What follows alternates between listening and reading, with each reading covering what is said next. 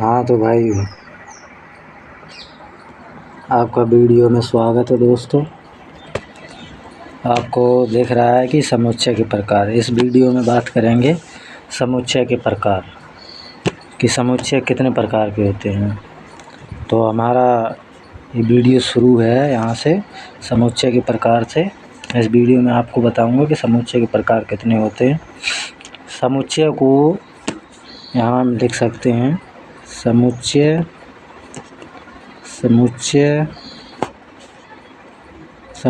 को तत्वों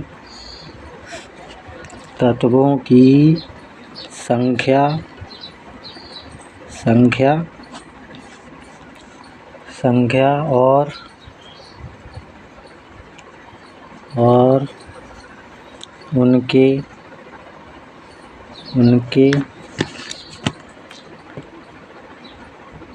व्यवहार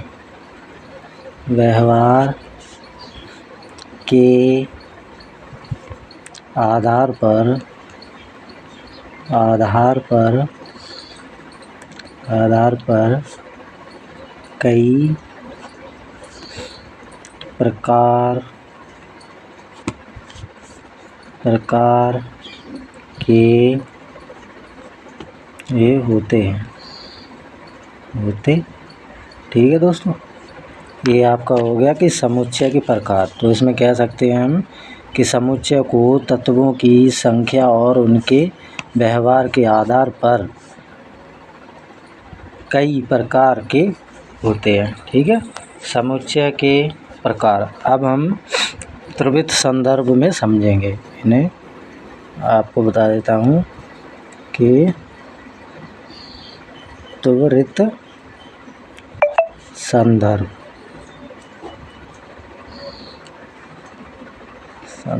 में समझेंगे।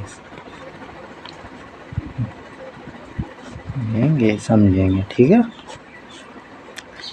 त्वरित संदर्भ में का मतलब है आपको जल्दी से समझ में आए। इस ट्रिक से हम आपको बताएंगे कि कितने प्रकार के होते हैं। तो नंबर 1 हमारा होता है रिक्त समुच्चय, यानी कि रिक्त समुच्चय। अब रिक्त समुच्चय क्या होता है? ये वाला रिक्त समुच्चय है क्या आप इसमें लिख सकते हो हेडिंग में सरल रूप में कि जिस समुच्चय में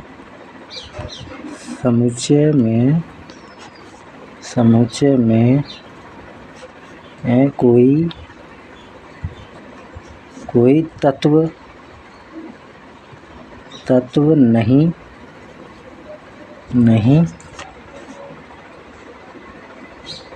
होता उसे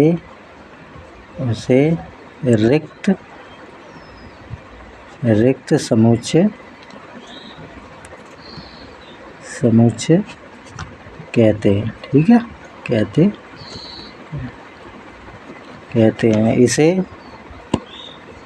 इसे फाई, यहाँ कोष्टक में लिख देता हूँ, फाई से लिखते हैं,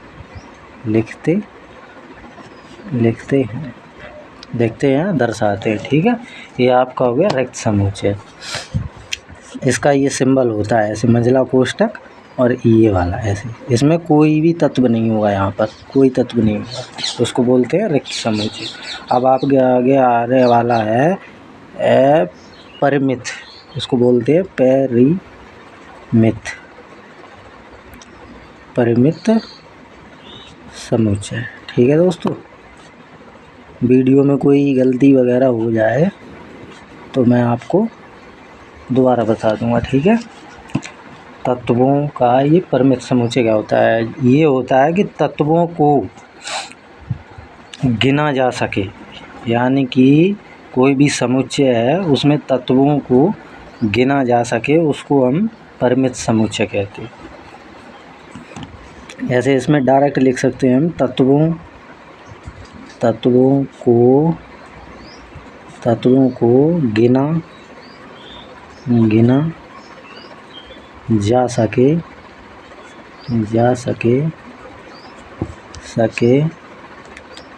तो वह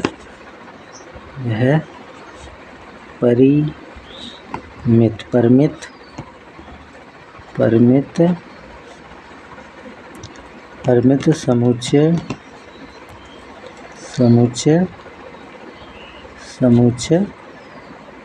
होता है। परिमित समुच्चय होता है। ठीक है दोस्तों, ये होता किस प्रकार का, जैसे हमारे पास एक समुच्चय है, इसको हम दर्शाएंगे जैसे 1, 2, 3, 4। ठीक है, तो ये परिमित समुच्चय है। इसमें आपको पता है 1, 2, 3, 4, यानी कि इसमें 4 अवयव हैं, तो ये एक परिमित समुच्चय हो गया। ठीक है, ये आपका एक उदाहरण हो गया। अब आपका तीसरा है अपरिमित समुच्चय, यानी परिमित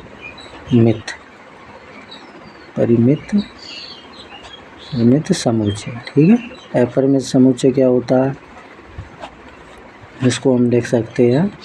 अपरिमित समुच्चय होता है जो तत्व अनगिनत हो, यानी कि इसको लिख सकते हैं जो तत्व अनगिनत हो।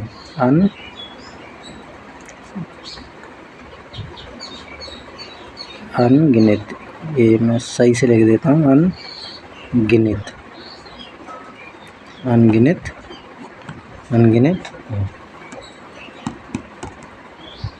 उसे हम बोलेंगे अपरिमित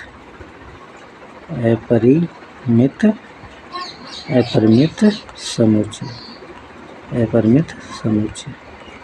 ठीक है दोस्तों, अपरिमित समुच्चय होते हैं।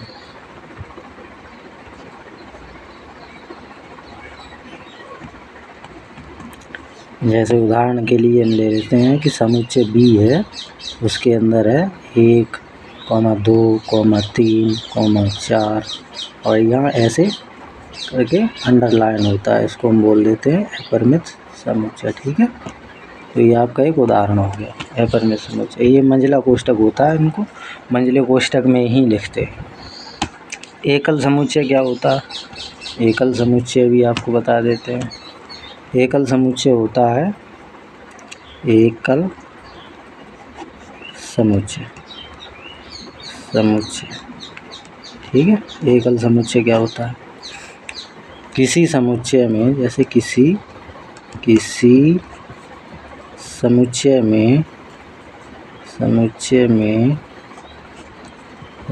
में एक ही तत्व हो,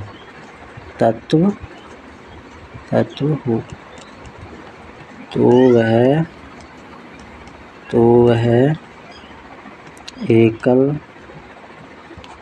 एकल समुच्चय होता। ठीक है, जैसे समुच्चय हमारे पास है C, तो समुच्चय C में हमारे पास 1। ठीक है, इस प्रकार इसमें एक ही अवयव है, इसीलिए एकल समुच्चय है। अब आने वाला है समान समुच्चय। समान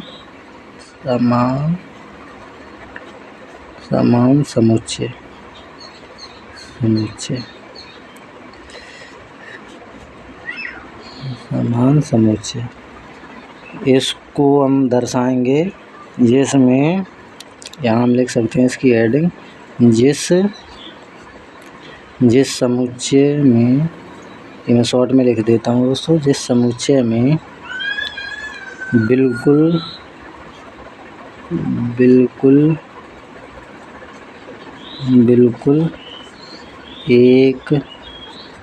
एक जैसे तत्व हों,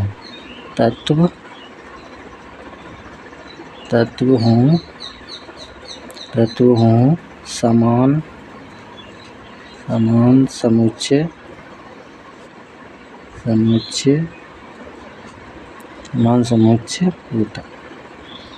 समुच्चय होता। जैसे उदाहरण के लिए एग्जाम्पल हम ले लेंगे। एग्जाम्पल हमारा A बराबर एक समुच्चय है, इसमें ले लेंगे हम A, B, ठीक है, A, B। और दूसरा हमारे पास B, कैपिटल B समुच्चय, इसमें हम ले लेंगे B, A, ठीक है।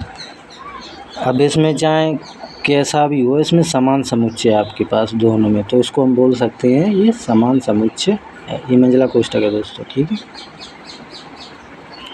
ये आप हेडिंग लिख सकते हैं इसकी, समान समुच्चय की। ये आपको दिखा देता हूँ कि जिस समुच्चय में बिल्कुल एक जैसे तत्व हों, समान समुच्चय होता है, जैसे समुच्चय A और समुच्चय B। अब आगने वाला है आपका समतुल्य समुच्चय। ये वाला जो समुच्चय है आगे का, वो है आपका समतुल्य समुच्चय। समतुल्य समुच्चय, समतुल्य समुच्चय, ठीक है दोस्तों। इसमें हम क्या करेंगे कि जब दो समुच्चय में तत्वों की संख्या बराबर हो, भले ही तत्व भिन्न भिन्न हो, तो समतुल्य समुच्चय होते हैं, ठीक है। इसमें आपको हेडिंग में फिर से सुना देता हूँ, बोल देता हूँ इसको, कि जब दो समुच्चय में तत्वों की संख्या बराबर हो, भले ही तत्व भिन्न भिन्न हो, तो आपके वो समतुल्य समुच्चय होते हैं। इसमें हम लिख सकते हैं इसकी हेडिंग, जब मैं लिख देता हूँ, जब दो समुच्चय, ये मैं शॉर्ट में लिख देता हूँ, जब दो समुच्चय में तत्वों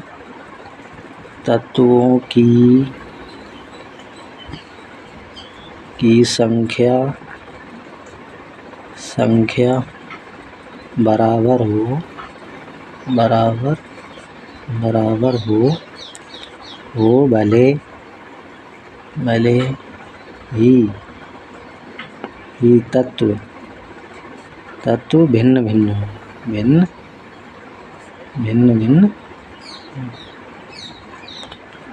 तत्व भिन्न भिन्न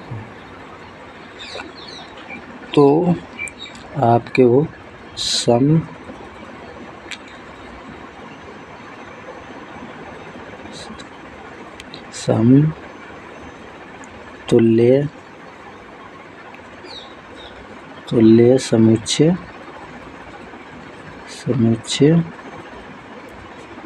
समुच्चय होते, ठीक है। अब वो किस प्रकार है आपको ये बता देता हूँ मैं एग्जाम्पल देके। इस प्रकार ए समुच्चय है आपके पास, इसमें है अवयव A, B, C, ठीक है। इसमें आपके पास A, B, C, यानी तत्व की संख्या कितनी है, तत्व हैं इसमें कितने, तीन, ठीक है। और दूसरा समुच्चय हमारा 1, 2 और 3, इसमें तत्वों की संख्या है, इसमें भी 3 है। तो ये क्या है कि तत्वों की संख्या कितनी है, 3, यानी 3 बराबर है। तो इसमें लिख सकते हैं समुच्चय में तत्वों की संख्या बराबर है 3, तो यानी कि समुच्चय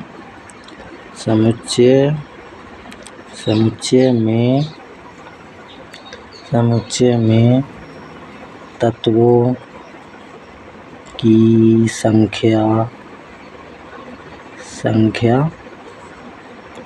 बराबर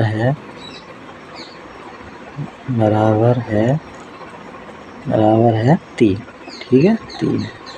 तो ये आपका समतुल्य समुच्चय हो गया। अब आपका है समुच्चय, यानी जिसे बोलते हैं आप सबसेट। सबसेट क्या होता है, यानी कि इसको बोलते हैं उपसमुच्चय।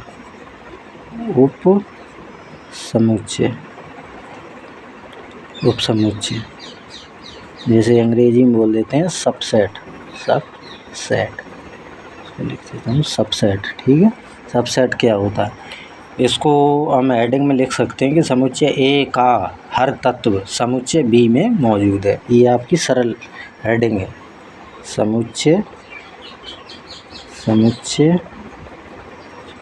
समुच्चय ए का हर तत्व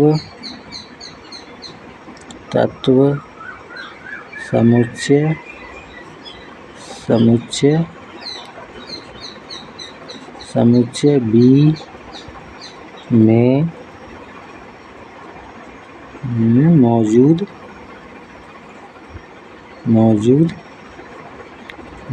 है।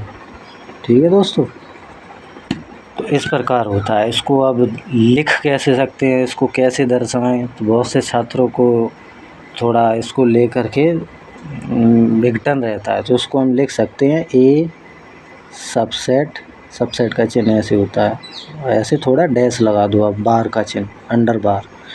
उसको हम लिख सकते हैं ए सबसेट बी, यानी कि ए का जो हर तत्व है वो बी में मौजूद है। तो इसे हम कह सकते हैं ए को बी का उपसमुच्चय कहते हैं। इसको हम बोलते हैं, इसको हिंदी में बोल सकते हैं कि ए को बी का उपसमुच्चय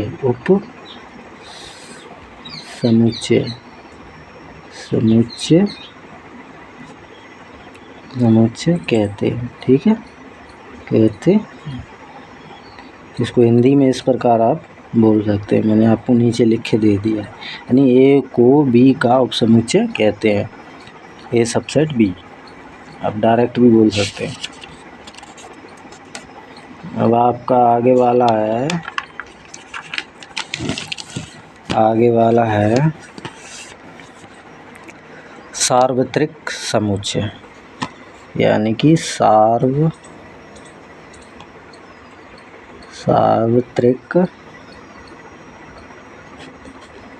समुच्चय।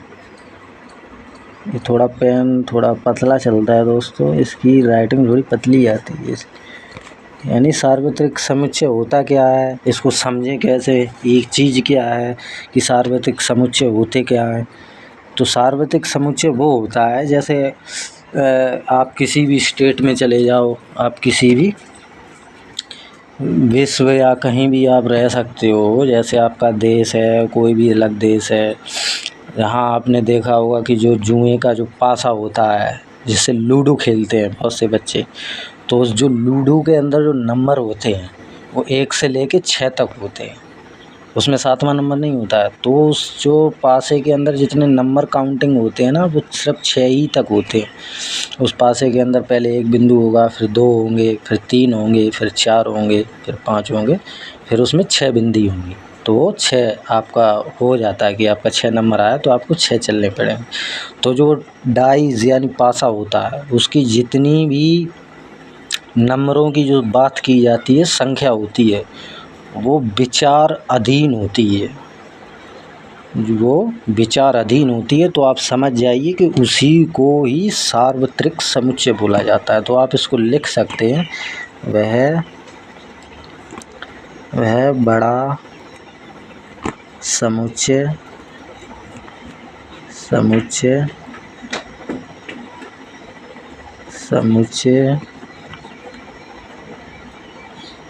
जिसमें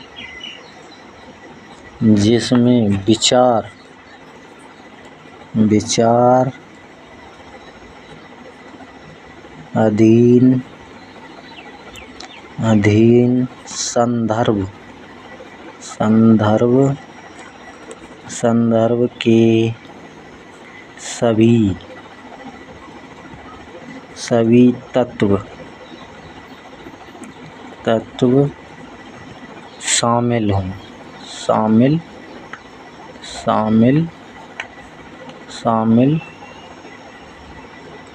हो, उसे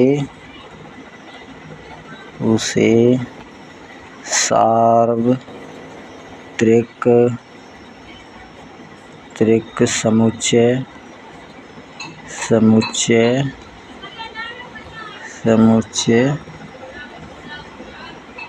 कहते हैं। सार्वत्रिक समुच्चय कहते हैं। ठीक है दोस्तों, यदि हम अलग अलग राज्यों के पासा यानी डाइज नंबर की बात मैंने आपको बताई है। ये आपका एक उदाहरण है, इसको लिख सकते हैं कि अलग अलग, उदाहरण के लिए लिख सकते हैं एग्जाम्पल, अलग अलग अलग अलग अलग अलग राज्यों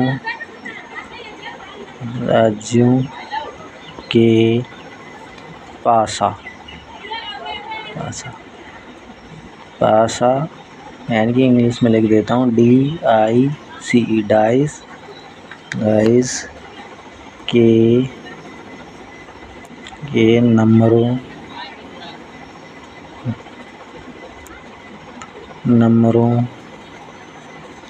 की बात करें